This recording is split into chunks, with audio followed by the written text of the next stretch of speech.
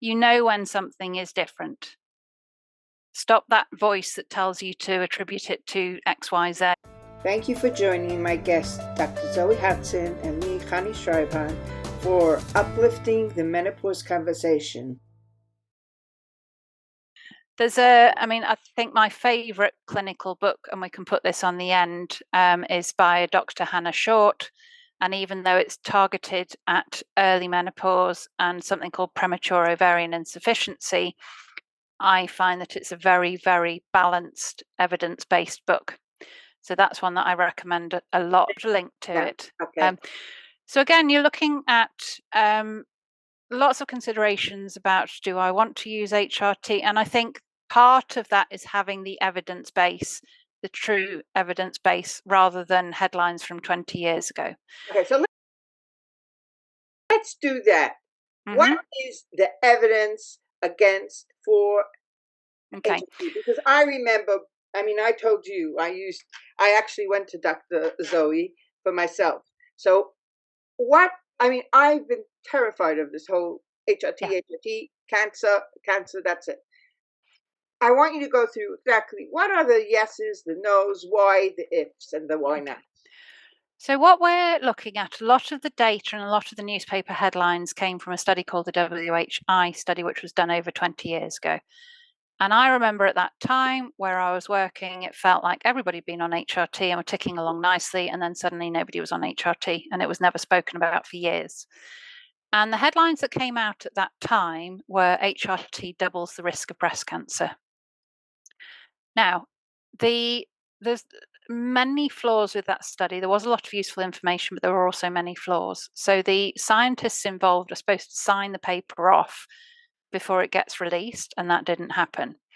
The paper was designed to look at cardiovascular disease in older women. So what they had found is that if you started HRT in younger women, it was protective of cardiovascular function.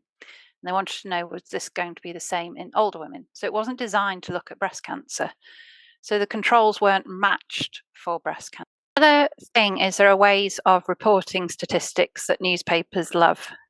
So we're in a peer group, and I'm going to name drop Dr. Sarah Ball because she makes things very easy to understand. So the way that she explains it is, if you did the lottery and you bought 2 tickets instead of 1 ticket, you could say that doubled your chances. When you actually look at the numbers, that's 1 in however million, 2 in however million instead of 1 in however million. And this reporting was done as well. So moving further on, and a lot of the time we use something called body identical HRT these days. And all that means is, instead of compounded estrogen preparations, it's estradiol, which is the same estrogen the ovaries produce, and progesterone, ditto, the same molecular structure as your body's own progesterone. So the data with that is not as comprehensive. These studies 20 years ago were huge, but the early data, we have up to 5-year data that hasn't shown a significant increased risk of breast cancer with these.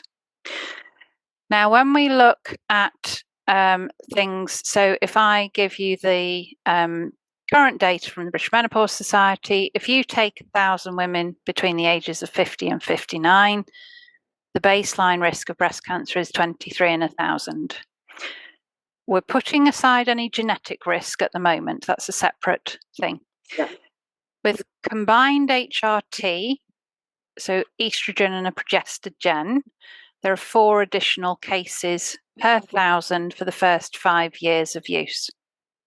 With progesterone, again, it's thought to not have a significant increased risk. We need long-term data with progesterone.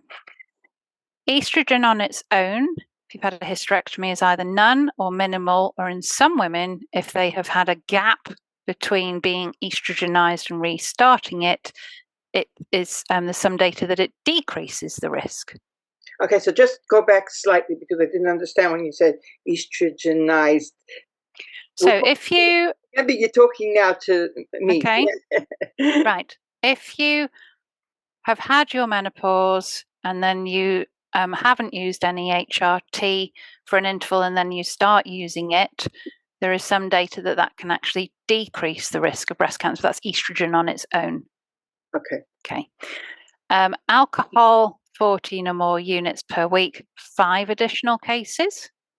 So was higher risk than the HRT, but that never made the headlines. Smoking, 3. Being overweight doubles the baseline risk. Now, that one I have an issue with because BMI is a terrible measurement, but that's all we have at the moment.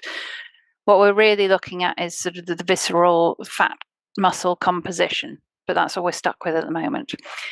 Exercising 2.5 hours a week decreases that 23 down by 7. Okay, well, yeah. Now, so this is where it sort of sits overall. And with a lot of people, what we look at is, again, if you can control your symptoms, if you're sleeping better, you're more likely to be moving, you're more likely to make healthier food choices and be able to get those other numbers changed. So whether you are going for HRT or not going for HRT, these are the lifestyle things that we need to be looking at.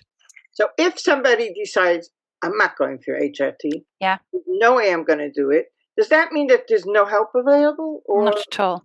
So lots and lots of things. There's loads of things you can do. Nutrition is absolutely crucial and can help with lots of symptoms. We all need to be looking at that because we're really trying to, the Mediterranean diet comes up time and time again as a really healthy nutrition plan. I hate the word diet, sorry for using it. So we need to be, what we're trying to do is we often need more protein. We're really trying to keep blood sugars regulated. And there, again, there are lots of things with your, what's called your micronutrients. So we're getting a really broad spectrum of fiber and vegetables and colors and all of these things to help the gut microbiome to help. And all of these things you will find, anything that is indicated for cardiovascular health will also support breast health, will also support brain health. So I think it doesn't matter whether you're going on to HRT or not going on. Well, these are the things that we need to be looking at. Okay, and let's say minerals and vitamins and all that. And where is that stand in all this? So this is like telling me that she uses. I'm just gonna. She uses sage, and she uses. There's lots of different things. Are those any help, or is that just? They can, and again, things like phytoestrogens can help people. So I think it's with those. I would say if you can see a nutritional therapist before randomly going out buying supplements, because the pathways vary between individuals, and I think this is the thing as well, that decent supplements are powerful. It's not the case of just going to take everything that they have.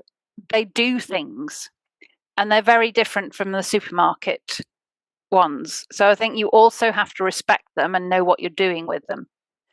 So if people can't afford to do something like that, again, there are some books out there that I would recommend reading just to give you a really good idea of what we're trying to do with nutrition, what we're trying to do.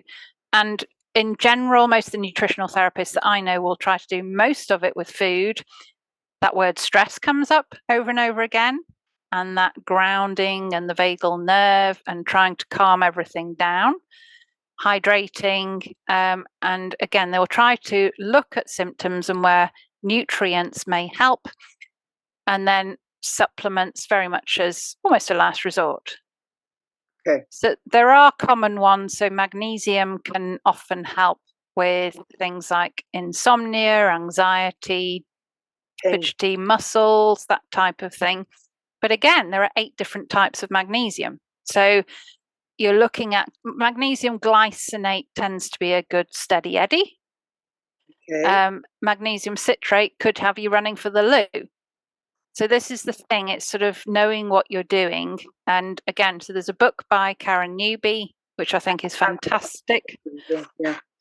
And then for younger women, there's somebody called Lara Bryden, who has written one called the Period Repair Manual and Hormone Repair Manual. Because again, if you're having these horrible, painful periods as a young woman, there's lots you can do with nutrition. to address that. Okay. So again, we all should be looking at, and I think it was Lisa Mosconi again, the neuroscientist, said what we do now impacts us in 20 years. Yeah, Now that's what we were saying in the very first time we got together. We made it clear that whatever we do today yes, will help us for tomorrow and will help our children for tomorrow. yes, Because the more information we have and the more they see us using this information, talking about it, explaining it, then the more chance they will get to have an easier time, yes. like you say, through their period and through their menopause. And this is again, so exercise has been shown to help, and we really need to move that idea to getting stronger. So there's so much data coming through for resistance exercise and muscle building exercise. Because again, what we want is we don't want to fall over in 20 years' time. So we want that good core balance, that strength. Miss Shelley was on and she was saying all that. Yeah. Yeah, it was fantastic because she was talking about the resistance exercises. Those are what's good for you. It's really amazing. Yeah. And I think I think there's this thing that you have to go to the gym. I hate gyms. I'm not going to a gym. So again, it's sort of, well, what can we do with our holding our own yoga, for example? You're holding your own body weight. You're tuning in again. You've got that breathing. You've got that strength. You've got that balance. You've got that flexibility. So it's looking at what can I do that will involve movement. And we call them the littles. So again, Shelley has probably talked about this. It's balancing on one leg whilst you're brushing your teeth, doing some squats in the shower while the kettle is boiling. So if you have a busy, busy, busy life, the idea of carving out, I mean, the guidance is to aim for 150 minutes of cardiovascular exercise and 2 strength sessions a week. Yeah. Now, for a lot of people, they just go, I can't do that. So it's sort of, right, okay, bring it back. What can we start with? Being out in green space is fantastic so your anxiety is driven by that sympathetic activity. Parasympathetic activity is that grounding, the breathing. So even, can I do 10 to 20-minute walk in some green space? Can I start? What can I do? And that's, again, it's an individual level. So some people do have more time, but it's looking at, okay, what are the little changes that I can make? And what you say, the littles. Yeah. I think that, standing with your foot up, I never even thought about that, but that is just a simple idea. That does give you a lot of exercise because you're working on your core for that, because you're balancing. That's fantastic. Really a good idea. So I think and again, if people are really, really overwhelmed, what I ask them to do is to get a nice journal and write down 3 littles each day to begin with. And that is 3 things that they have done for their self-care. So and they can't be the same things every day. So that could be, I chose a healthier option at lunchtime. I allowed myself 5 to 10 minutes just sitting and being. I went for a walk instead of scrolling on social media. So it's those sorts of things. And I think the other reason for that, of actually writing them down and owning them, is so many women I see at this stage prioritize themselves slightly higher than the front doormat. I love it, yeah. And it's sort of, you have to recognize that you are important. Yeah. This is crunch time. And we really need to start. And again, I think modeling that to the next generation is important. So this is, and again, we talk about the sort of the juggling balls and what could drop. What could you pull back? So I have to say, for mine, it might be house cleaning, because I figure nobody ever notices if I do it or don't do it. Yeah. So it's now at the limit of tidying. And so it bothers me at times if people were coming round, but I just think, well, I'll only invite the right people round. Yeah, you learn how to negotiate with yourself. And if there's somebody who's coming around that you really don't want them to see it, then you run around and you stuff everything into the cupboard. Yeah. So it's just letting that we have to make agreements with ourselves. This is me. I need some kind of give and take. If I can't do the cleaning, then I'll Mhm. give some of, you have to start weighing up what is worth your while, what is Yes. good for you, what will make you feel better. And Yeah. I keep on thinking about this because a lot of people say, "Oh, you need time. It's very important. Take time for yourself. Take a It's facial." so It's hard. not the facial, it's the time. It's the Time. 5-minute time. Yeah. And you can guarantee when you're trying to achieve that, everybody in the house will want you. Yeah. Okay. And they'll learn that you need this to give them their 5 minutes. If Yeah. you have your 5 minutes, then you're more likely to give them 10 minutes because you feel so much better. So it's a lot of adjustment within, for example, a family. Yeah. The other thing that we frequently see, and it's called the rage, and I would like to call it the energy, Okay.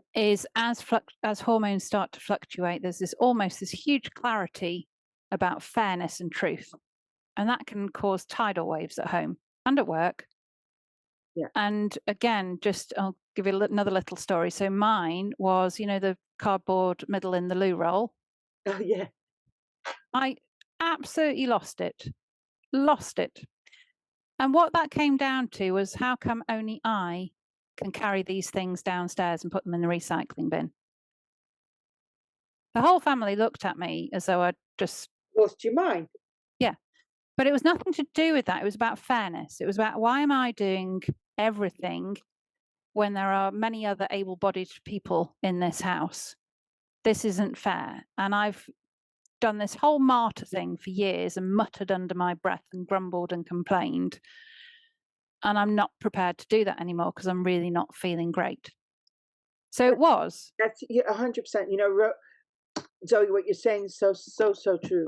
Because what happens is I think we give and give and give and give. Mm, And then at a certain age, when we start seeing that this is the rest of our lives, we're going to continue the same vicious cycle if we mm, don't speak up, do something.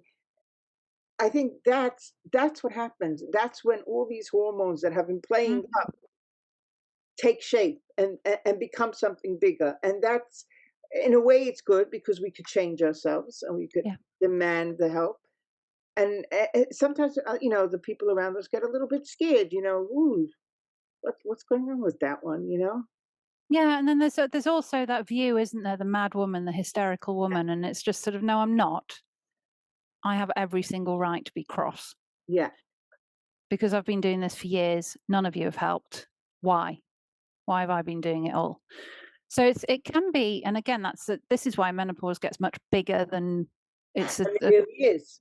yeah, yeah. There's so many themes to this, and again, a lot of them. So we're just sort of chipping away step by step to try and make it easier for ourselves. Yeah. So this is why, again, it's quite a vulnerable time because lots of people don't feel comfortable with anger. I didn't. It wasn't something as a child we were ever really permitted. You just had to be quiet and productive. So there's so many, and again, this is the thing, your brain can often throw so many things up into the mix. Your dreams, I don't know if you've had menopause dreams, they are like They're nothing terrible. else. They're like They're, going, they're like a movie. yeah, They and are the they're most very real, detailed. extremely real. Like you cannot. I found myself the other day looking for something from a dream, and Yeah, I was looking for this thing and then all of a sudden I realized, no, that's a dream. It wasn't real. yeah. And I think it's, again, you're looking at, and that can be unsettling. So I think, again, you're trying to pull themes from it rather than the actual, what is my brain trying to process? So I like to look at it that we are moving to the wise woman years, and our brains are saying, was that ever yours to carry?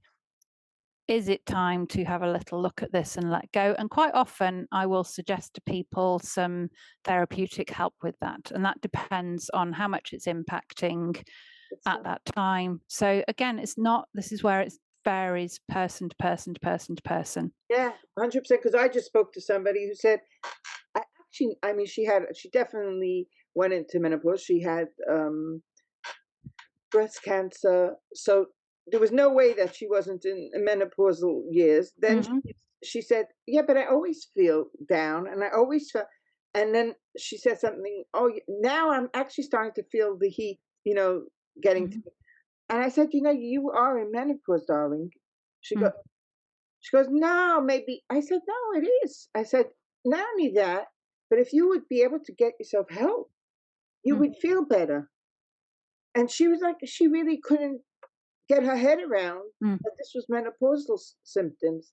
She goes, oh, no, I have no symptoms. I said, but you just told me that you're not happy, you feel. She goes, but I always felt. I said, yes, you always felt that way. You had your periods, you had that. We are always on the cycle. And it's just, as I say, it's that thing of tuning in again and knowing. And again, so just going into that quickly. So if somebody, again, is having really problematic symptoms and has been told after a diagnosis of breast cancer that they should not have HRT, there is a fantastic resource out there now by somebody called Danny Binnington. And again, it's called Healthy Whole Me, and there are so many podcasts and a support group. Because I think you can feel quite isolated. And again, it's looking at what can I do with either non-hormonal medications or movement or nutrition and things. Again, I always sort of say to people, whatever works for you. It feels a little bit sometimes like when you've just had a baby or you're pregnant and you buy all of the books and you're listening to advice, and it isn't until I think they're great to begin with, but it isn't until you get rid of all of those and tune in and know your own self. And know your own self and what works for you. Yeah, 100%. 100%. I think, like you say, it's very good to have the books. It's good to have the information. It's good to know what you are. And also, you see that you're normal. There are so much going on. Well, then you're obviously normal altogether. You know what I mean? You have to be normal if this is all going on. But, like you say, it could become too much. So you have to know yourself. Who are you? What are you feeling? What can you change for yourself? But this issue of the Uplifting Menopause Conversations, I was very uplifted. Thank you very much, Zoe. And I'm going to put Zoe's details underneath. If you ever want to consult, you could just have to make an appointment. She'll give us those details. I'm telling you, it's worth it because she knows what she's talking about. And we are going to be back for sure after I'm going to divide this particular talk up into 3. And then we're going to have the next 3 because I think there's so much we could cover. I really do. And I'm so thankful that you took the time to talk to my friends, because I just know that we all needed to hear this. So thank you very much, Zoe. And thank you everybody who joined us. It's been a pleasure, and we will be back soon.